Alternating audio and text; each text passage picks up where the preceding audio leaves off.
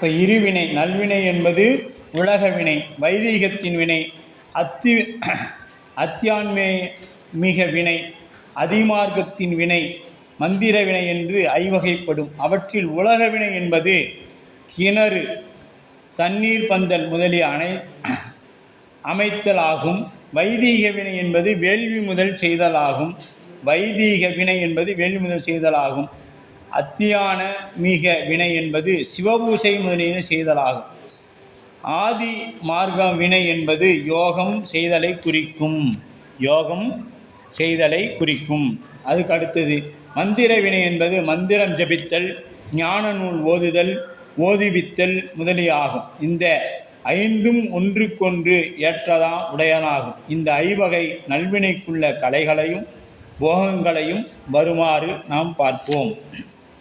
அடுத்தது மூன்றாவது அதிகரணம். மூன்றாவது, உயிர்கள் இறந்து மீண்டும் பிறந்தும் வரும். உயிர்கள் இறந்து மீண்டும் பிறந்து வரும். போக்கு வரவு. உயிர்கள் இறந்தும் பிறந்தும் வருதல் அப்படிங்கிறது போக்கும் வரவும். இனி இவ்வான்மா மாறி மாறி பிறந்து வரும் என்றாது. ஏதுவும் இதிலே வந்துருச்சு. அப்போ இருவினை பயன்களை அனுபவிக்குரிய உயிர்கள் இறந்து மீள பிறந்து இவ்வாறு வருதல் என்றவாறு அப்படிங்கிறார். அப்போ ரெண்டாவது கூறில் ஆன்மாக்களுக்கு அவை முற்பிறவிகளில் செய்த வினையின் பயன்கள் இப்பிறவியில் முதல்வன் கூட்டுவிப்பதனால் இங்கு ஒரு சாரர் யாருன்னா சாக்கியர்களை மறுக்கிறார். சாக்கியர்கள் குடம் உடைந்த பொழுது அக்குடத்தில் இருந்த, இப்போ என்ன சொல்கிறாருன்னா, குடம் உடைந்த பொழுது இருந்த ஆகாய வெளி ஆகாயத்தோடு ஒன்றாய் கலந்து விடுதல் போல. இப்போ சாக்கியர்கள் என்ன சொல்கிறாங்கன்னா, இறைவன் ஆகாயமாக இந்த நீரில் தெரிகிறான். எது? குடத்தில் இருக்கிற நீரில். இப்போ உடஞ்சிருச்சுன்னா அந்த எங்கே போயிடுது? ஆகாயத்திலே இருக்குது, அது தனியாக எதுவும் இல்லை அப்படின்னு சாக்கியர்கள் சொல்கிறாங்க. அவங்கள இப்போ மறுக்கிறார். அவங்கள தூக்கிட்டு மெய்கண்டார் என்ன பண்ணுறார்? மறுக்கிறார். குடம் உடைந்த பொழுது அக்குடத்தில் இருந்த ஆகாயம் வெளியாகாயத்தோடு ஒன்றாய் கலந்து விடுதல் போல உடம்பு நீங்கிய உடன் உயிர் பிரம்மத்தோடு சேர்ந்து விடுகிறது அப்படின்னு சாக்கியர் சொல்கிறாங்க. எதையும் நம்ம மெய்கண்ட தேவநாயனார் மறுக்கிறார். இறந்த உயிர் மீளவும் பிறக்கும் என்பதை மேற்கோளாக அமைத்து ஏது காட்டி நிற்கிறார். அதற்கு ஏது காட்டார். இறந்த உயிர் மீண்டும் பிறக்கும், இனி இவ்வான்மாக்கள் மாறி பிறந்து வரும் என்றது அப்படின்னு சொல்கிறார். இருவினை பயன்களை அனுபவத்திற்கு உரிய உயிர்கள் இறந்து மீள பிறந்து இவ்வாறே வரும் அப்படிங்கிற. அப்போ தோற்றமும் ஈரும் உளதார் கலந்து உளதார் அல்லது உளது ஆதல் இன்மையான் அப்படிங்கிறார். இப்போ உயிரின் மாறி பிறக்கும் என்பதற்கு ஏது இது. உளது தோன்றும் என்பது சர்க்காரிய முறையின் அடிப்படையில் ஏது அமைந்துள்ளது. இப்போ நமக்கு சித்தாந்த கொள்கை என்ன? உள்ளது அழியாது, இல்லை இல்லது தோன்றாது, உள்ளது சிறக்கும். உள்ளது சிறக்கும், இல்லது தோன்றாது. இப்போ முயலுக்கு கொம்பு இருக்குமானா இல்லை, அது என்னைக்கும் தோன்றாது. அதுபோல் இறத்தல் பருவுடம்பு நீங்குதலையே சொல்கிறோம். இப்போ நாம் இந்த இறத்தல் என்பது எதை சொல்கிறோம்? இந்த பருவுடல் நீங்குவது. இந்த பருவுடல் நீங்குவது. இப்போ பாருங்கள், முதல் நூற்பாவோட என்ன பண்ணார்? இந்த உலகம் அப்படின்னு வந்தார். இப்போ எதை நோக்கி மெய்கண்டார் போகிறாரு? ஒவ்வொன்றா சொல்லிட்டு வர்றாரு. சொல்லிட்டு இப்போ உடம்புக்கு வந்துட்டார். இந்த உடம்பு, அந்த ஆன்மா இந்த உடம்பா அப்படின்னா இல்லை அப்படின்னு சொல்கிறார். தோற்றத்திற்கு முன்பும் உயிர் உள்ளது. எப்போ? இறந்த பருவுடல் நீங்கு பெறுதலே தோற்றத்திற்கு முன்பு உயிர் உள்ளது. இறப்பிற்கு பின்பும் உயிர் என்ன ஆகுது? உள்ளது. உயிர் என்றைக்கும் அழிகிறது இல்லை. அழிஞ்சிருச்சுன்னு சொன்னோம்னா என்ன ஆயிடுச்சிங்க? நம்ம கொள்கைக்கு பேரானதாக போயிடும். அப்போ இது என்றும் உள்பொருள். உறங்குவது போலும் சாக்காடு உறங்கி விழிப்பது போல் பிறப்பு அப்படின்ட்டார். உறங்கி விழிப்பது போல் அடிப்படையில் இறந்த உயிர் மற்றொரு பிறவியின்கண் செல்லுதல் எவ்வாறு என்பதை அறியும் ஆர்வம் மாணவர்களுக்கு. அப்போ இறந்து போன உயிர் மீண்டும் எப்படி பிறவிக்கு வருது அப்படின்னு ஒரு கேள்வி வரும். ஏன்னா நம்ம இந்த சொர்க்க நரகத்தெல்லாம் ஏற்றுக்கொண்டவர்கள். அப்போ எடுத்துக்காட்டு சொல்கிறார் சுவாமி. இதற்கு ஒரு எடுத்துக்காட்டு வெண்பா சொல்கிறாங்க. உயிர்கள் மாறி பிறந்து வருதல் கண்ட நனவை கனவுழுவின் தான் மறந்து விண் படர்ந்து அத்துடு வினையினால் கண் செவி கெட்டு உளதே தோற்றம் விளம் அணுவாய் சென்று மனம் தள்ள விழும் கருவின் கண் அப்படின்ட்டார். அப்போ கண் செவி கெட்டு உளதே அப்படிங்கிறார். கண் செவி கெட்டு உளதே தோற்ற உளம் அதோடு விண் படர்ந்து கண்ட நனவை கனவு உணர்வின் மறந்து மனம் தள்ள வினையினால் அணுவாய் சென்று கருவில் விழும். இந்த உயிர் எப்படி வருதுன்னு அற்புதமாக மெய்கண்ட சொல்லியிருக்கிறார். அப்போ உயிர் மற்றொரு பிறப்பில் செல்லுதல் கண் செவி முதலிய உறுப்புகளை உடைய பரு உடம்பு அழிந்து போகும். நாம் நினச்சிட்டு இருக்கக்கூடிய இந்த கண் இதுக்கெல்லாம் மை வச்சு அழகு பார்க்குறோம், சரிங்களா? இந்த கண்ணுக்கு என்ன பண்ணுறோம்? மையெல்லாம் வச்சு அழகு பார்க்குறோம். செவிக்கு என்னென்ன போடணுமோ அதெல்லாம் போடணும். அதுபோல் அழியாமல் உலகம் முடியும் காலம் வரை நிலைத்து நிற்பது நுண் உடம்பு ஆகிய சூக்கும சரீரமாகும். இந்த சூக்கும சரீரம்தான் இந்த உயிர் உடம்பு உலகம் அழியும் வரை இருக்கும். பருவுடம்பு அழியும் பொழுது நுண்ணுடம்பு என்னாகும்? நுண்ணுடம்பு அப்படியே சுவர்ந்து உலகிற்கோ நரக உலகிற்கோ சொர்க்கத்துக்கோ நரகத்துக்கோ ஏற்றவாறு வேறொரு பருவுடம்பை தன்னிடமிருந்து தோற்றுவிக்கும். இங்கேருந்து இப்போ போகுது அப்படின்னா இதை நீங்கள் கருட புராணம் படித்தா தெரியும். 16 நாட்களுக்கு பிறகு இங்கே இருக்கக்கூடிய இந்த உடம்பை விட்டு இந்த உயிர் பயணிக்க தொடங்கும். ஓராண்டு காலம் பயணிக்கும். ஓராண்டு காலம் பயணிக்கும். அந்த 365 நாட்கள் பயணித்த பிறகு அங்கே போயிட்டு ஒரு வன்னிய மரம் இருக்குது. அந்த வன்னிய மரத்துக்கிட்ட தான் இந்த மாதிரி பெரிய ஒரு நோட்டை வச்சுட்டு உட்காந்துருப்பாங்க. இது செய்த பாவ புண்ணியம், இது வரக்கூடிய அந்த மாதாந்திரத்தில் அவங்க குடும்பத்தை சார்ந்தவங்க என்ன சிவபுண்ணியம் பண்ணாங்க அப்படிங்கிறதெல்லாம் இருக்குது. இப்போ நாம் இந்த உளவாரம் செய்வதெல்லாம் மிகப்பெரிய புண்ணியங்க. மூவேல் சுற்றம் உரனுறு நரகிடை ஆளாமே அருள் அரசே போற்றி திருவாசகத்தில் இருக்கும். 21 தலைமுறைகளாக அங்கே எங்கே அந்த யாரெல்லாம் பிறவிக்கு வராமல் இந்த குடும்பத்தை சார்ந்த ஆன்மாக்கள் யார்? நாம் பிறந்த குடும்பத்தை, இந்த உடம்பு இங்கே வரக்கு காரணமாக இந்த குடும்பத்தை சார்ந்தவர்கள் அங்கே பிறவிக்கு வராமல் நுண்ணுடம்பு கிடைக்காமல் இருக்கிறாங்களோ அவங்களுக்கெல்லாம் சாமி என்ன பண்ணுவார்? நாம் இங்கே சிவ புண்ணியம் செய்ய செய்ய, இங்கே உளவாரம் செய்ய செய்ய அந்த ஆன்மா ஒவ்வொன்றா எடுப்பார் தான். அந்த பருவம் அந்த குடும்பத்திலேருந்து ஒருத்தர் இவ்வளோ சிவப்புண்ணியம் செஞ்சுருக்கான், அதெல்லாம் எடு முதல்ல, அதெல்லாம் பிறவிக்கு கூடுன உடனே அந்த ஆன்மாக்கள் என்ன பண்ணுன்னா நம்மளையே வாழ்த்தும். பரவாயில்ல, இவனாச்சும் நம்ம குடும்பத்தில் நான் கோயிலில் வேலை செய்கிறானே அப்படின்னு சொல்லி வாழ்த்தும்.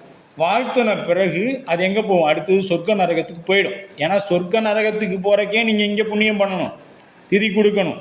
சரியா? இது பண்ணலனா தான் உங்களுக்கு என்ன ஆகிடும்? பித்திரு தோஷங்கள் வந்துடும் அப்படின்னு சொல்லப்படும். எப்போ வரும்னா நீங்கள் ஏன்னா அது இருக்கும் காலத்தில் அது செஞ்சுருக்காது. போன காலத்தில் நாம் திருநீரை பூசிக்கொண்டு சிவபெருமானுக்கு ஒருமனதோட பெருமானை நினைத்து அந்த பணிகள் செய்யும் பொழுது அது நம்மை விட்டு அகலும். அது வரைக்கும் அவங்க அங்கே அவங்க வவ்வால் போல் தொங்கிட்டு தான் இருப்பாங்க மரத்தில். இந்த சிவபுண்ணியம் செய்ய செய்ய ஒவ்வொருத்தராக சாமி லிஸ்ட் எடுத்து அவங்கெல்லாம் கூப்பிட்டு அனுப்புவார். சரியா? அப்போ அதுபோல் அழியாமல் உடம்பு முடியும் காலம் வரை நிலைத்து நிற்பது நுண்ணுடம்பாகிய சூக்கம சரீரம். பருவுடம்பு அழியும் பொழுது நுண்ணுடம்பு சொர்க்க நரகத்துக்கு தன்னிடமிருந்து தோற்றுவிப்பதாகும் பருவுடம்பை. உயிர் அவ்வாறு உயிர்களோடு கூடி துறவுலகம் அல்லது நிறைய உலகம் என்று சொல்லப்படக்கூடிய இன்பம் அல்லது துன்பத்தை வினைக்கு ஏற்றாற்போல் அனுபவிப்பதற்காக வினை தீர்ந்த பின் அவ்வுயிர்கள் துறந்தும் நிறையந்தும் உரிய அவ்வுடம்புக்கு நீங்கி மீண்டும் நுண்ணுடம்பை வடிவமாக கொண்டு நிலவுலுக்கு வந்து இனி அனுபவிக்க இருக்கின்ற வினைகளை ஏற்ப பிறப்பின் அவா உண்டாகி அப்பிறவிக்குரிய கருவியிலே சென்று சேரும். கடந்த பிறவியில் அடைந்து அனுபவத்தையும் அறவே மறந்துவிடும். போன பிறவியில் நம்ம என்ன செய்தோங்கிறத மறந்துடும். மறக்கலைன்னா போன பிறவி நம்ம ஒரு பஸ் நிலையத்தில் நிற்கிறோம்,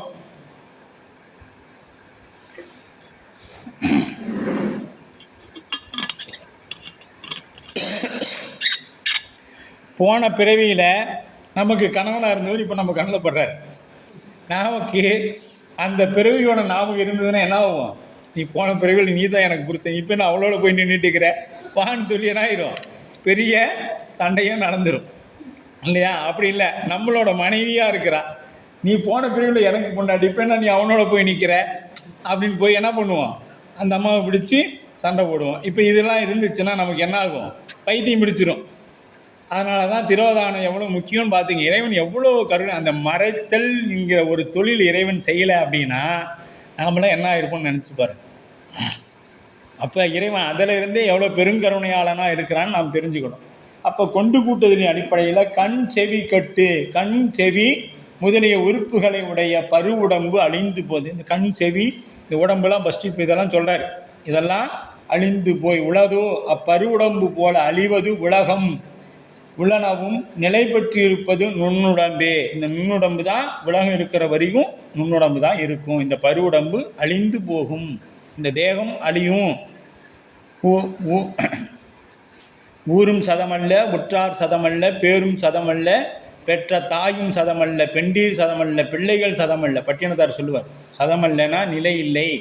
நின் தாள் சதம் கட்சியே கம்பனே, உன்னுடைய திருவடி மட்டும்தான் நிலையானது அப்படின்னு சொல்லுவார். இந்த உடம்பை நாம் அப்படி நினைக்கிறோமா என்ன? இதுதான் நமக்கு என்னமோ கோடான கோடி வருஷம் இதோட நாம் வாழ்கிற மாதிரி. இதை விடுறப்பாடு இல்லை. அது கொஞ்சம் சினுங்கிடுச்சுன்னா போதும், அச்சோ என் உடம்பு இப்படி ஆகுதே அப்படின்னு நாம் ஒரு பயம். தோற்றம் சொர்க்கம் அல்லது நரகம் ஆகிய உலகிற்குரிய வேறு உடம்பை தன்னிடத்து தோற்றுவிக்கல். அப்போ அங்கே போனோன்னா அங்கே வேறு உடம்பு கொடுத்துருவாங்க, அங்கே வேறு உடம்பு கொடுத்துருவாங்க. உளம் உயிர் அத்தூடு அந்த உடம்போடு பொருந்தி விண்படர்ந்துனா சொர்க்க நரகத்தில் சென்று அங்குள்ள இன்ப துன்பங்களை நுகர்ந்து அவ்வினை கடிந்த பின் அங்கே போய் சொர்க்க நரகத்தில் என்ன ஆகுங்க? இன்ப துன்பங்கள் அனுபவிக்கும். அங்கேயும் கழியணும். அங்கே கழிந்த பிறகு கண்ட நனவை கனவுந்தன் மறந்து கனவில் நிகழ்ந்தவற்றை கனவின் கண் மறந்து அறிந்து வேறுபட்டார் போல இறப்பிற்கு பின் நிலவுலகில்தான் இருந்து நிலையும் பின் இறந்த நேர்ந்த முறையும் அதன் பின் நரகத்துள் சென்றதும் அங்கு நுகர்ந்த இன்ப துன்பங்களை அனுபவங்களையும் அறவே மறந்து. இப்போ இந்த உயிர் என்ன ஆயிடுச்சுன்னா சொர்க்க நரகத்தில் இந்த நரகத்தில் அனுபவிச்சில சொல்லுவாங்க, எண்ணெய் சட்டியில் போட்டு வறுத்ததெல்லாம் நினைவு இருந்துச்சுன்னா நாம் ஏதாவது தப்பு பண்ணுவோமானா பண்ண மாட்டோம். இப்போ அதெல்லாம் என்ன ஆகிட்டோம்? மறந்துட்டோம். அங்கே என்ன நடந்துச்சுன்னு நமக்கு தெரியாது. இது எப்படின்னா கனவு காண்றோம் இல்லை, அது இந்த உயிரானது இந்த சுளுத்தின்னு சொல்லப்படக்கூடிய தொண்டையில் உயிர் நல்லா தூங்கும் பொழுதெல்லாம் கனவு வராது. இங்கே உயிர் இங்கே இருக்கும். இப்போ நனவு நிலையில் இங்கே இருக்கும், இங்கே உயிர் இருக்கும். இங்கே இருக்கும் பொழுது தான் என்ன ஆகுனா கனவு வரும். அது ரொம்ப நேரம்லாம் வராதுங்க கனவு, சும்மா அவ்வளோதான் 2 செகண்ட் இவ்வளோ தான் ஒரு உயிர் இங்கேருந்து இங்கே கீழே போகிறக்குள்ளே ஏற்படக்கூடிய நிகழ்வு தான் கனவு. அந்த கனவை கேட்டால் 1/4 மணி நேரம் சொல்லுவோம், முழுசாக சொல்லிடுவோமானா சொல்ல மாட்டோம். ஏதோ ஒரு மலைக்கு போனேன், அந்த பார்த்தேன்ப்பா நல்ல நினப்பு இருக்குது என்ன சொல்லுவாங்க, பார்த்தேன் அங்கே நல்ல நினப்பு இருக்குது, ஆனால் டக்குன்னு அது என்னன்னு சொல்ல வரல அப்படி அவ்வளோதான், அதை மறந்துடும். அதையவே நம்மளால் கனவுல கண்டதையே நினைவு வைத்து கொள்ள முடியல. போன பிறவியில் நம்ம நரகத்தில் அனுபவத்தியாக நம்ம நினைவு வச்சுருக்க போகிறோம் இல்லை. அதுபோல் விண்ட படநீர் சொர்க்க நரகத்தில் சென்று அங்கு இன்ப துன்பங்களை நுகர்ந்து அவ்வினையை கடிந்த பின் அது முடிந்த பிறகு கனவுல முறையை நகரத்துள் சென்று நரகத்தில் அனுபவித்ததும் நமக்கு மறந்துடும். மனம் தள்ள இனிது அனுபவித்து இருக்கும் வினைக்கு ஈடான பிறவியில் அவை உண்டாகி மனம் செலுத்த இனி இப்போ பிறந்ததுக்கு உண்டானதில் போய் மனத்தை அதில் செலுத்திடும். இப்போ இனிமேல் எப்படி வாழணும், நம்ம பையன் நம்ம குழந்தை, இப்போ நாம் பாருங்கள் எப்படி ஆகிட்டோம், என் பையன் என் குழந்தை என் குடும்பம் இப்படி ஆகிட்டோம். அடுத்து வினையினால் எஞ்சி நின்ற அந்த வினையினால் அணுவாய் சென்று நுண்ணுடம்போடு சென்று கருவில் விழும் மனம் செலுத்தி அந்த பிறப்புக்குரிய கருவிலே பொருந்தும். இப்போ நாம் ஏன் ஒரு பிரதமர் வீட்டில் பையனாக பிறக்கக்கூடாது, ஜனாதிபதி வீட்டில் பையனாக பிறந்திருக்கக்கூடாது, ஏன் இங்கே பிறக்கணும் அப்படின்னா நான் முன்பு செய்த வினைக்கு ஏற்றார் போல் அந்த வினை என்ன செய்திருக்கிறோமோ. இல்லைன்னா நாம் பிறந்தவொன்னே 4 வாசல் இருந்தால் 4 வாசல்லையும் 12 கார் நிற்கும். இப்போ 4 வாசல்லையும் 12 கார் நிற்கும். எப்படி நிற்கும்னா 12 கார்லேயும் 12 கடங்காரன் நிற்பான் நமக்கு. அப்படித்தான் நம்மளோட வினைகள் இருக்குது இல்லையா? நல்வினை செய்திருந்தோம்னா 12 கார்லையும் டிரைவர் இருந்து நம்மளை கூட்டி போகிறதுக்கு வெயிட் பண்ணுவான். எந்த காரில் ஏறாரோ அந்த காரை எடுத்துகிட்டு போகலாம். இப்போ 12 கார்லையும் வந்து கடங்காரன் நிற்கிறான். அந்த அளவுக்கு தீவினை. இங்கே அப்படி தான் நம்மளை சுவாமி வச்சுருக்கிறார். அப்போ இந்த நுண்ணுடம்பு உள்ளது என்பது அறிவின்றி இருப்பதாகிய சூக்கும சரீரத்தை குறிக்கும். இந்த நுண்ணுடம்பு என்னத்தை குறிக்கும்? அறிவில்லாது இருக்கக்கூடிய சூக்கும உடம்பை குறிக்கக்கூடியது.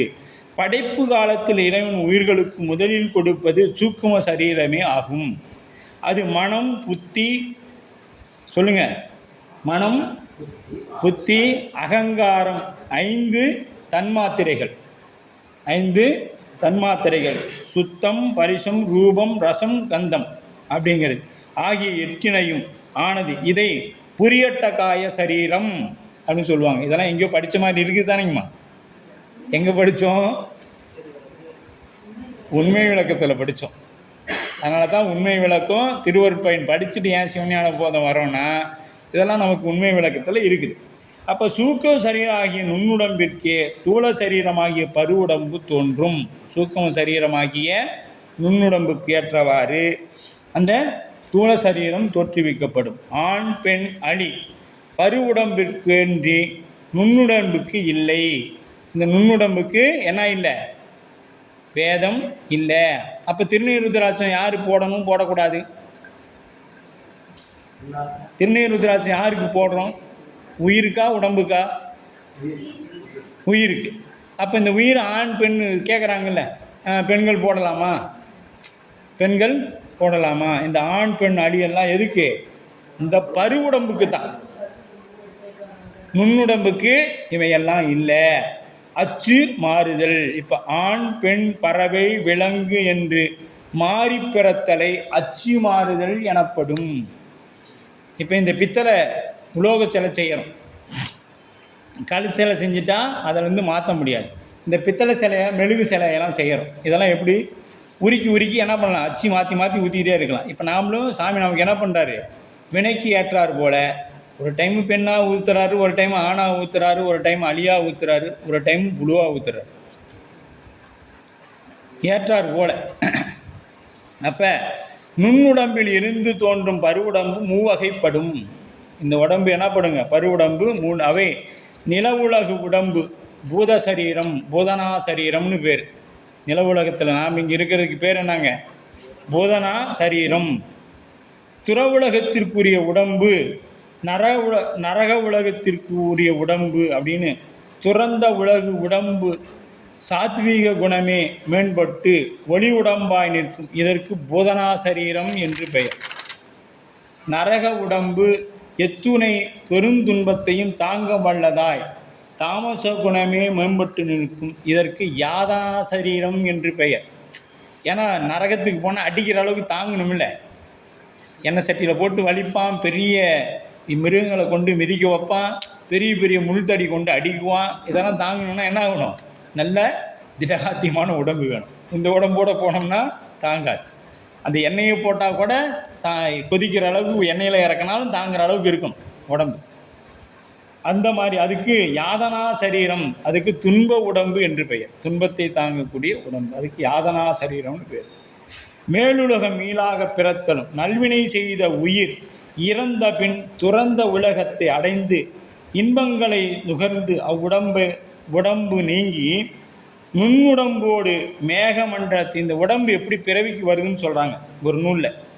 இதில் சிவஞான போதத்தில் இல்லை, வேறு ஒரு நூலில் சொல்லப்படுது. இப்போ அந்த இன்ப துன்பங்களை அனுபவித்த பிறகு இந்த உடம்பு எப்படி, இந்த உயிர் பிறவிக்கு சாமி செலுத்துகிறார் அப்படின்னு பார்த்தீங்கன்னா, அந்த நன்மை தீன்மைகளை அனுபவித்து மேகக்கூட்டத்தின் வழியில் சேரும். மேகக்கூட்டத்துக்கிட்ட சேரும். மேகக்கூட்டம் என்ன பண்ணுன்னா அதை வாங்கி வச்சுக்கிட்டு மலைத்துளியின் வழியாக இந்த மண்ணுலகத்துக்கு கொண்டு சேரும். மலைத்துளி நெல்மணிகளை விளைவிக்கும். அந்த விதைகளின் வழியாக ஒரு தந்தையின் உடம்புக்குள் அந்த உயிர் போகும். தந்தையின் உடம்புக்குள்ளே பலகாலம் அது இருக்கும். அந்த உயிர் இருந்த பிறகு தாயுடன் தந்தை சேரும் பொழுது தாய் உடம்புக்குள் அந்த உயிர் போகும். இப்படித்தான் இந்த உடம்பு நில உலகத்துக்கு வருகிறது. இந்த உயிர் நில உலகத்துக்கு பயன்பாட்டுக்கு வருது. உணவும் உணவாகவும் பயன் தரும். தாவரங்கள் சென்று உணவு வழியாக தந்தையின் உடம்பில் சென்று தாங்கி பின் தாயின் உடம்பில் கருவாகி உருவாகி பிறக்கும் என்பது கூறப்படும். இது தீவினை செய்த உயிருக்கு இம்முறை இல்லையா? தீவினை செய்த இது நல்வினை செய்ததுக்கு தான் இம்முறை. தீவினை செய்ததுக்கெல்லாம் இறைவன் பார்த்து எப்போ அனுப்புகிறாரோ அப்போ தான். நல்வினை செய்த உடம்பு நல்வினை செய்த உயிர் இப்படி வந்துடும். எடுத்துக்காட்டு, முன்பு குடம் உடைந்த போது ஆகாயத்தோடு ஒன்றாகி விடுதல் கொள்கை பார்த்தோம். இப்போ முதல்ல இன்னொரு அரை மணி நேரம் வகுப்பு பார்ப்போம்.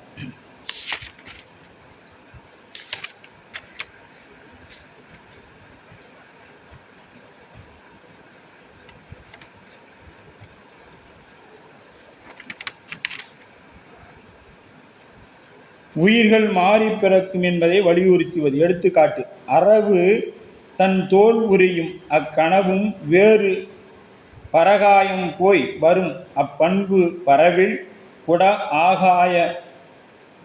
குடகாய ஆகாயம் கூத்தாட்டாம் என்பது ஆடாது உள்ளம் போமாறு அது அப்படிங்கிறார். அப்போ நம் உடம்பின் நீங்கிய உயிர் மற்றொரு உடம்பை பெறுவதற்கு பல உவமைகள் கூறப்படுகிறது. இந்த உடம்பு இங்கே இருக்குது. பாம்பு தோலை உரிப்பது போல் இந்த பாம்பு பார்த்திங்கன்னா ஒரு குறிப்பிட்ட காலம் ஆனால் என்ன பண்ணும், ஒரு இக்கட்டான இடத்துல போயிட்டு தான் உடம்பை செலுத்தி என்ன பண்ணும், அந்த சட்டையை கழட்டிடும். மேல் தோலை கழட்டிட்டு அதுக்கு அப்படியே புதுசாக இருக்கும். அப்போ அந்த பாம்பை பார்த்திங்கன்னா அப்படியே பளபளன்னு மின்னும், பளபளன்னு மின்னும். அப்போ தான் அது வந்த மாதிரி பாம்பு தோலை உரித்ததும். யோகிகள் தம் உடம்பை விட்டு பிரிதோர் உயிரின் உடம்பில் புகுந்து மீளுதல். இப்போ அருணகிரிநாதர், பட்டினத்தடிகள், திருமூலர் இவங்களாம் என்ன பண்ணாங்க, கூடு விட்டு கூடு பாயக்கூடிய யோகத்தை பெற்றிருந்தாங்க. அருணகிரிநாதர் இங்கேருந்து ஒரு கிளி வடிவில் போயிட்டு பாரிஜாத மலரை கொண்டு வந்தார்.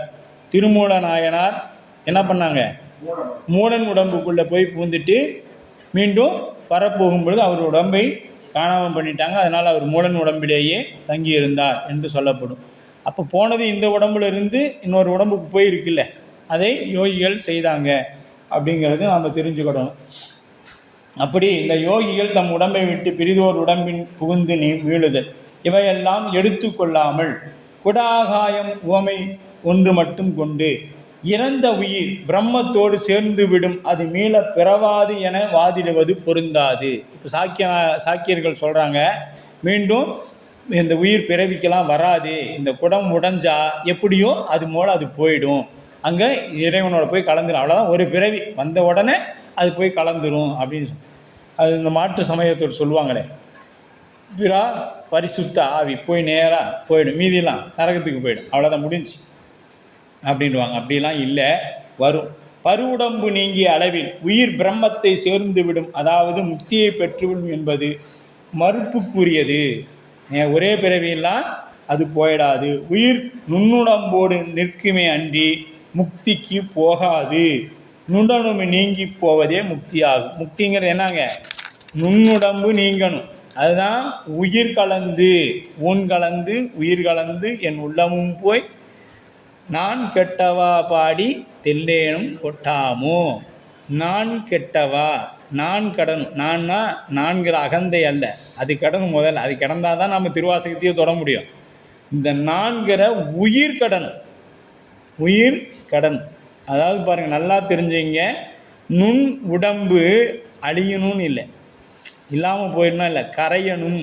அப்போ கரைஞ்சால் எங்கேயும் ஒன்று போகணும், எங்கே போகும், அதுதான் முக்தி நிலை அப்படின்னு சொல்லப்படும். இந்த உயிர் கரையணும் அவனு.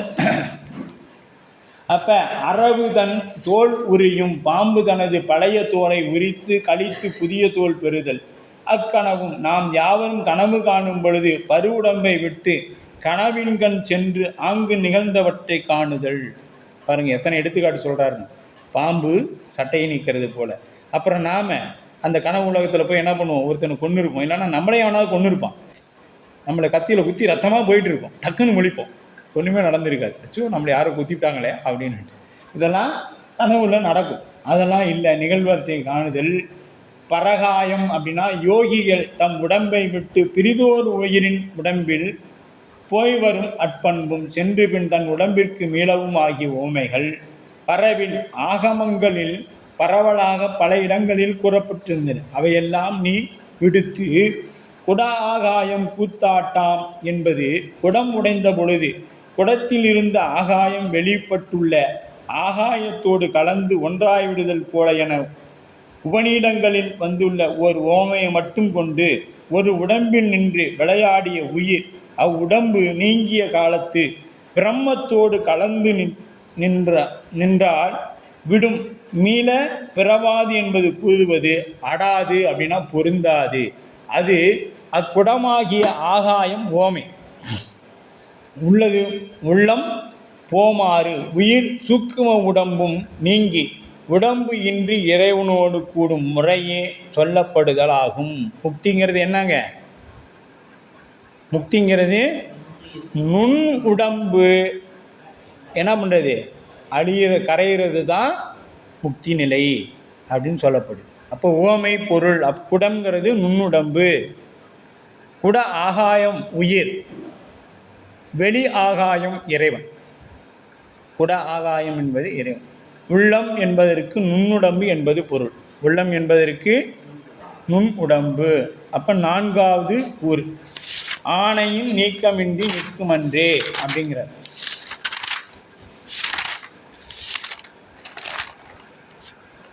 இப்போ இந்த பார்த்தீங்கன்னா இரண்டாம் நூற்பா நமக்கு நிறைவாகுது. இரண்டாவது சூத்திரம் நிறைவாகுது.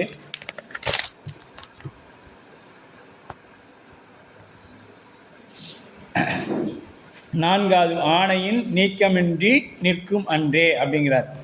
உயிர்களை செயல்படுத்தும் தனது சக்தியின்றி இறைவன் வேறாக நிற்றல்.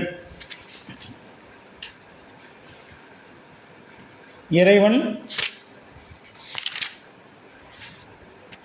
தனது சக்தியோடு பிரிப்பின்றி நிற்பதன் என்பதை கூறும் மேற்கோள் இனி நீக்கமின்றி நிற்குமன்றே என்பது மேற்கோள் சொல்கிறார். இனி நீக்கமின்றி நிற்கும் என்பது 78ஆம் பக்கம் உங்கள் நூலில் இருக்கும். அப்போ இறைவன் உலகோடு அத்துவிதமாய் இயைந்து நிற்றலும் இயைந்து நின்று உயிருக்கு இருவினைகளை கூட்டிவித்தலும் இருவினைகளுக்கு ஏற்ப பிறப்பு இறப்பு புரிவதும் அவனது சக்தியாலே ஆகும். இதெல்லாம் எதனால் நடக்குதுங்க? அவனுடைய சக்தியினால் நடக்குது. ஆன்மாவின் அவனும் சக்தியும் ஒன்றா வேறா அப்படின்னு பார்த்தோம்னா அது என்ன ஆகுதுங்க? சாமவேதம் என்னும் சமயவாத சம்பந்தத்தில் இருப்பது ஆகும். சமயவாதம் என்னும் வடச்சொல் தமிழில் நீக்கமின்றி நிற்றல் என மொழிபெயர்த்து வழங்கப்பட்டது. அப்போ சமயவாதம் என்பது நீக்கமின்றி நிற்பது சமவேதம். திரோதான சக்தி அதாவது உயிரோடு கலந்து நிற்கும் இறைவன் நிலை திரோதான சக்தி எனப்படும். அருளோடு கலந்து நிற்கும் நிலை சிற்சக்தி எனப்படும். சைவ சித்தாந்தம் சமயவாதம் என்பது தாதான்மிய சம்பந்தத்தை குறிக்கும். தாதான்மிய இந்த சம்பந்தம் இரு வகைப்படும். ஒன்று குணத்திற்கும் குணிக்கும் உள்ள ஒற்றுமை சம்பந்தம், மற்றொன்று இரண்டு பொருள்களுக்குள்ள ஒற்றுமை சம்பந்தம். இவற்றுக்கு குணகுணி சம்பந்தம் என்று பெயர். உள்ள ஒற்றுமை இதற்கு குணகுணி சம்பந்தம் தாதான்மிய சம்பந்தம் எனப்படும். இது இரு பொருளுக்கு உள்ள ஒற்றுமையை அத்துவீதம் எனப்படும். இங்கு கூறிய ஒற்றுமை குணகுணிகளுக்குள்ள தாதான்மியமாகும். சிவம் குணி சக்தி குணம். சிவமும் சக்தியும் கலந்திருக்கும் ஒற்றுமை அத்துவீதம் எனப்படும். இதற்கு என்ன பேருங்க? அத்துவீதம் எனப்படும். அப்போ மேற்கோள் இனி நீக்கமின்றி நிற்கும் அன்றே என்பது இறைவன் தனது சக்தியன்றி பிரிப்பின்றி நிற்பது எனப்படும். தற்கிழமை அப்படிங்கிறார். நீரினது குளிர்ச்சி தீயினது சூடு தம்மில் வேறாகாது நிற்பதை உள்ளது இயல்பு. இப்போ தண்ணீர் அப்படின்னாவே என்னதுங்க? குளிர்ச்சி பொருந்திய அப்படின்னு பொருள். சுடுதண்ணின்னு சொல்லக்கூடாது. சுடுதண்ணின்னு சொல்லக்கூடாது. சுடுதண்ணி வெந்நீர் அப்படின்னு சொல்லணும். சுடுதண்ணின்னு தண்ணினாவே குளிர்ச்சின்னு பொருள். அப்போ நீரின் குளிர்ச்சி தீயினது சூடு தண்ணில் வேறாகாது நிற்பது. இப்போ இந்த தீயிலிருந்து சூட்டை பிரிச்சிட முடியுமானா பிரிக்க முடியாது. தண்ணியிலிருந்து குளிர்ச்சியை பிரிக்க முடியாது. நீ எவ்வளோ தான் சூடு பண்ணிங்கன்னா அந்த தண்ணி என்ன ஆகும்? ஆவியாகி மேலே போயிட்டு அங்கேயும் குளிர்ச்சியை தான் ஏற்படுத்துமே ஒழிய அது என்றைக்கும் சூட்டை கொடுக்காது. சூடு என்னைக்கு என்ன பண்ணாது? குளிர்ச்சியை கொடுக்காது. எப்படி இந்த நெருப்பின் சூடு போல நீரின் குளிர்ச்சி போல இருக்குது, அதுபோல் இறைவனும் இறைவி தன்னில் வேறாகாமல் நிற்பாங்க. குளிர்ச்சி என்பது குணம், நீர் என்பது குணி. இப்போ இந்த குணம் என்பது எது? இறைவி. குணி என்பது இறைவன். இதற்கு தாதான்மிய சம்பந்தம் எனப்படும். சிவமும் சக்தியும், சக்தி என்பது குணம், இறைவன் குணி, தாதான்மிய சம்பந்தம். முதல்வன் தனது சக்தியன்றி நீக்கமின்றி நிற்பான். இறைவனும் தாதான்மிய ரெண்டு பேரும் வேற வேற இல்லை. அவளும் தானும் உடனே காண்க, உடையாளும் தன் நடுவிருத்தி உடையாள் நடுவில் நீயிருத்தி அடியேன் நடுவில் இருவீரும் இருப்பதானால் அடியேன் உன் அடியார் நடுவுள் இருக்கும் அருளை புரியாய் அப்படின்பா. அப்போ கதிரவனுக்கு இருநிலை உண்டு. தானேயாய் நிற்கின்ற நிலை சிவன். இன்னொன்று கதிரவன், சூரியன், ஞாயிறு என்றெல்லாம் பெயர் அதற்கு. இன்னொன்று உலகப் பொருள்களை விளங்கி நிற்பது. இப்போ சூரியனுக்கு ரெண்டு வேலை இருக்குது.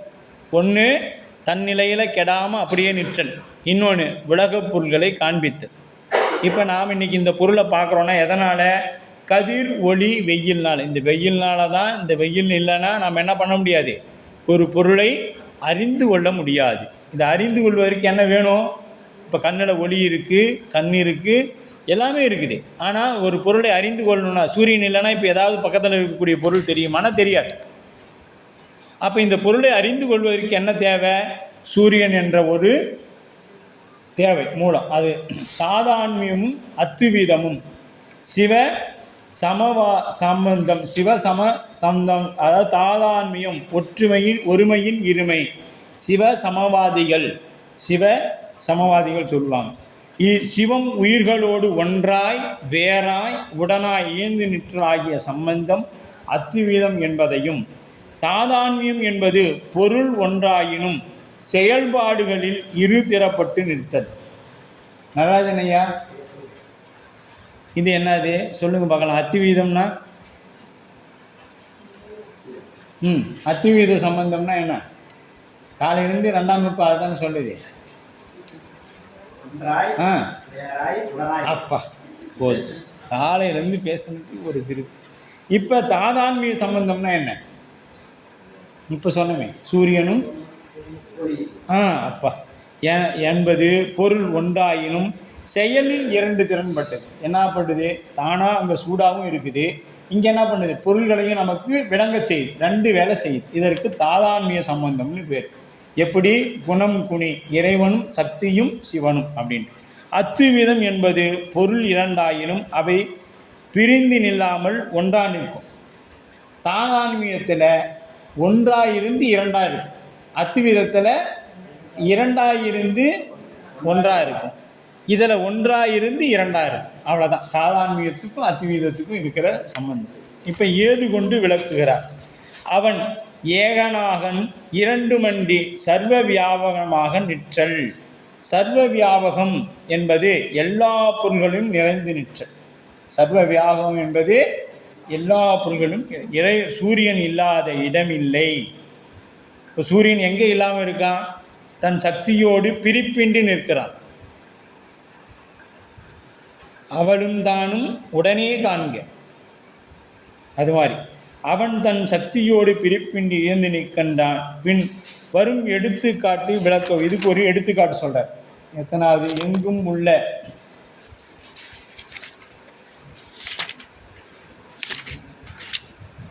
எங்கும் உடன் என்ற அளவை ஒன்று அன்று இரண்டு எனில் எங்கும் உடன் அன்று எவற்றுள் எவனும் அங்கன் அவை அவன் அன்று இல்லை. பொன் ஒளி போல் ஈசன் அவை உடைமை ஆளாம் நாம் ஆங்கு அப்படிங்கிறார். அவை உடன. அப்போ ஞாயிறு அதன் ஒளியும் ஆகாமல்,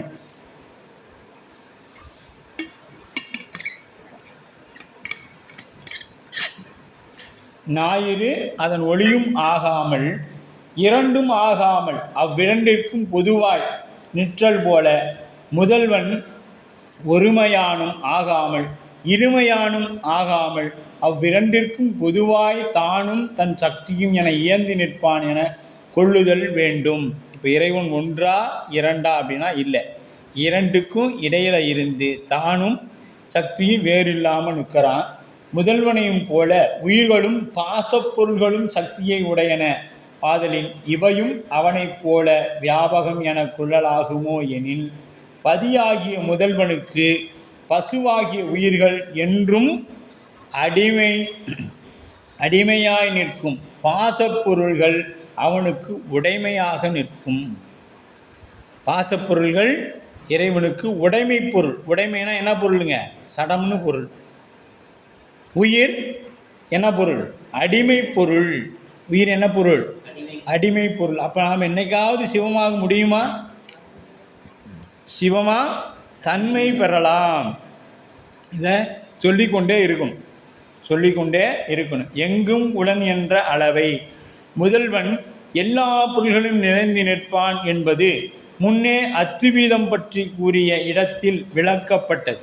அதனை அளவையாக கொண்டாயின் ஒன்று அன்று அவன் சக்தி என்பதினின்று தான் ஒருவனாய் உடன் எனல் பொருந்தாது. அவன் ஒருத்தந்தான் சொன்னோம்னா அது பொருந்தாது. ஒருவனே ஆயினும் இருகாலத்தில் ஓரிடத்தில் மட்டுமே நிற்றல் கூடும். அவன் எல்லா இடங்களிலும் நிறைந்து நிற்பவன் என்றால் அவன் ஒருவனாதல் கூடாது என்பது விளங்கும். இப்போ சூரியன் ஒருவனா ரெண்டு பேரா? ஒருவன் தான். அவன் எப்படி எல்லா இடத்திலும் எல்லா பொருளிடத்திலும் இருக்கிறான்? அப்போ இந்த எல்லா பொருளும் அவனானா இல்லை, இந்த ஒளி தான் அவனானா இல்லை. இதையும் தாண்டி சூரியனும் அவனே இல்லை, இந்த ஒளியும் அவனே இல்லை. அந்த சூரியனும் ஒளியும் போல. சூரியன் இருப்பது நமக்கு தெரியணும்னா என்ன பண்ணணும்? அந்த ஒளி வேணும். அதுபோல் இரண்டும் எனில் முதல்வன் ஒருவனாகாது இருமையுடையன் என கொள்ளல் எனில் எங்கும் ஊன் அன்று அவன் எங்கும் நிறைந்தவன் என்பது இல்லாமை ஆகிவிடும். எவற்றுக்கும் எவனும் எவ்விடத்தும் எப்பொருளும் ஆகிய அங்கன் அவை அவ்விடத்தில் அவை அணைந்தும் அவன் அன்று இல்லை, அவன் அவற்றின் கலந்து இல்லையேல் அந்த பொருள் இல்லை. ஆதலால் அவன் எங்கும் நிறைந்தவன் என்று கொள்கையை விட்டு விடுதல் இயலாது. அதனால் அவன் எங்கும் நிறைந்தவன் என்பதை விட்டுவிடல் ஆகாது. ஈசன் பொன்மொழி போல் ஞாயிறு அதன் மொழியும் ஒன்றும் ஆகாமல் இரண்டும் ஆகாமல். இப்போ ஞாயிறு ஒன்றும் ஆகாமல் இரண்டும் ஆகாமல் அவ்விரண்டிற்கும் பொதுவாய் நிற்பது போல முதல்வன் தானும் தன் சக்தியும் ஒருமைப்படுத்தி யாருங்க? தானும் தன் தையலும் ஒருமைப்படுத்தி ஆகாமல் இருமையாகும் ஆகாமல், ஒன்றாக இல்லாமல் இருமையாகவும் இல்லாமல் தாதான்மியம் என்னும் தன்மையில் இயந்து நிற்கும், நிறைந்து நிற்பதாகும். தாதான்மியம்னா இரண்டும் கலந்து ஒன்றாக இருத்தல். அது தனியாக எதை பிரித்தாலும் தனித்தனியாக போகும். ஆனால் அது அப்படி அல்ல. ஆங்கு முதல்வனிடத்து நாம் ஆம் பாசமாகிய நாம் என்றும் அடிமையாவோம். பாருங்க, முடிச்சிட்டார். பாசமாகி என்றும் நாம் அடிமையாவோம். அவை உடைமை எது? அவைனா இப்போ சொல்லியாச்சு, இறைவனை சொல்லியாச்சு, உயிரை சொல்லியாச்சு. அடுத்தது என்ன சொல்லணும்? அவை அப்படிங்கிறது உயிரற்ற சடப்பொருள். அதனால் அது அவை அப்படின்னு சொல்கிறார். பாசம் உடைமையாகும். ஆதலால் பசு பாசம் முதலியவனோடு சமமாய் விடுதல் எவ்வாறு என்பது குறித்து அவை தாம் அளவில் வியாபகம் உடையனே அன்றி முதல்வனோ ஒத்த பெரும் வியாபகம் உடையவனாதார் அதை அவனிடத்தில் வியாபியமாய் அடங்கி நிற்கும் என்பதாகும். இது வியாபியமாக அடங்கி நிற்பது என்பதாகும். கடவுள் ஒரு தன்மையை உடையவனாக இருத்தல் ஓரிடத்தில் தான் இருக்க முடியும். இப்போ ஒரு தன்மையாக இருந்தால் இரண்டு தன்மை உடைய பொருள் இரண்டாயின் தன்னுள் வேற்றுமை உடையதாக இருக்கும். எனவே இவ்விரண்டு விதமாகவும் இன்றி கடவுள் பொருள்களால் ஒன்றாகவும் தன்மையால் இரண்டாகவும் சூரியன் அதன் ஒளியும் போல நிற்பான் என்பது கொள்கை இங்கு நிறுவப்பட்டது. இப்போ நாம் 2ஆம் நூற்பாவில் 82வது பக்கம் எடுத்துக்குங்க. இந்த 2ஆம் நூற்பாவின் கொள்கை பொருள் இறைவன் உயிர்களோடு ஒன்றாய் வேறாய் உடனாய் நின்று உயிர்கள் செய்த இருவினைகளும் இவ்வினையை உயிருக்கு ஊட்டும் தனது சக்தியாலும் அதன் உயிர்கள் இறத்தல் பிறத்தலை பொருந்தும் வண்ணம் செய்வான். இது நம்ம முதல்ல இதில் நூல்பாவோட சாரம் இது அப்படியே பிழிஞ்சு கொடுத்துருக்காங்க. முதல் அதிகரணத்தில் ஏகான்மவாதிகளையும் மத்துவர்களையும் பஞ்சபூதங்களையும், இந்த பஞ்சபூதத்தால் ஆனதான் இந்த உடம்புன்னா அதெல்லாம் இல்லை, கண் காது மூக்கு இதெல்லாம் இல்லை அப்படின்னு மறுத்துடுவாங்க. ஆகிய அத்துவித கொள்கைகளை மறுத்து சைவ சித்தாந்தத்தின் அத்துவித கொள்கையை நிறுவப்பட்டது. இந்த கண் காது மூக்கு உடம்பு இதெல்லாம் தான் ஆன்மானா இல்லை, இந்த கண் நீ இல்லை, காது நீ இல்லை, மூக்கு நீ இல்லை, இதெல்லாம் இல்லை. அப்போ இதெல்லாம் தாண்டி ஒருத்தன் நீ இருக்கிற. இரண்டாவது அதிகரணத்தில், முதல் அதிகரணத்தில் ஏகான்மவாதியும் மத்துவர்கள் இவங்கெல்லாம் மறுத்துட்டாங்க. இரண்டாவது அதிகரணத்தில் இறைவன் உயிருக்கு புதிய படைப்பை செய்யும் பொழுது இறைவன் இருவினை மாயை முதலிய துணை காரணமாக வேண்டப்படும் என்பது தெளிவுபட்டு அதனால் இறைவன் சுதந்திரத்திற்கு இழுக்கு இல்லை என்று நிறுவப்பட்டது. இப்போ நமக்கு இறைவன் வினைகளை ஊற்றுறதுனால அவனுக்கு ஏதாவது சுதந்திரத்தில் கேடு வருமானா இல்லை, அவனுடைய நிலை கெடாதவாறு இருப்பான். மேலும் உயிர்களுக்கு வினைப்பயனை இறைவன் தான் சக்தியால் ஊட்டுவான் என்பதும் ஆணவம் கண்மம் மாயை என்னும் மும்மலங்கள் சடப்பொரு ஆதலின் அனாதியே உள்ள அப்பொருள்கள் இறைவனாலேயே செயல்படும். இப்போ இது யாரால் செயல்படுங்க? இறைவனாலேயே செயல்படும் என்பது சாதிக்கப்பட்டன. அடுத்தது மூன்றாவது அதிகரணத்தில் உயிர்களுக்கு மறுபிறப்பு உண்டு என்றும் கொள்கை நிறுவப்பட்டது. குடாகாயம் உவமை ஆன்மா நுண்ணுடம்பை விட்ட நிலையில் இறைவனோடு ஒன்றுபட்டு நிற்குமே என்பதற்கு கூறப்பட்டதாயிற்று. பருவுடம்பை உற்று போவதற்கு கூறப்படுவதில்லை என்பது தெளிவுபடுத்தப்பட்டது. பருவுடம்பை விட்டு போகிறதுக்கு பேர் முக்தி இல்லை. நுண்ணுடம்பை என்ன செய்யணும்? இறைவன் ஒன்றுபட்டு நிற்கும் என்பதற்கு கூட்டப்பட்டது. இந்த நுண்ணுடம்பு என்ன? இறைவனோட போய் கலந்து, எப்படி மாணிக்க வாசக பெருந்தகை கலந்தார். கலத்தல் என்பது என்ன ஆச்சுங்க? வேறின்றி கலத்தல். இப்போ நம்ம சர்க்கரையை கொண்டு போய் என்ன பண்ணுறோம்? தண்ணியில் அல்லது பாலில் கலக்கிறோம். அந்த சுவையை தான் உணர முடியுமே ஒழிஞ்சு எந்தையும் பிரிச்சிட முடியும். மீண்டும் பிரிக்க முடியுமானா முடியாது. நீங்கள் என்ன தான் தண்ணியை போட்டு காய்ச்சினாலும் சர்க்கரை தானாக பிரிஞ்சு வந்துடாது இல்லையா? அதுபோல் இறைவனிடத்தில் இந்த உயிரானது உள்ளம் உருகி உயிர் உருகி போய் இறைவனிடத்த களத்திலே முக்தி என்பதும், முக்தி நிலை என்பது இறைவனுக்கு ஆன்மா என்றும் என்னாங்க அடிமையே என்பதும் நமக்கு இதில் நிறுவப்பட்டது. இந்த அளவில் இப்போ காலை அமர்வு நிறைவாக பிரிச்சுட்டு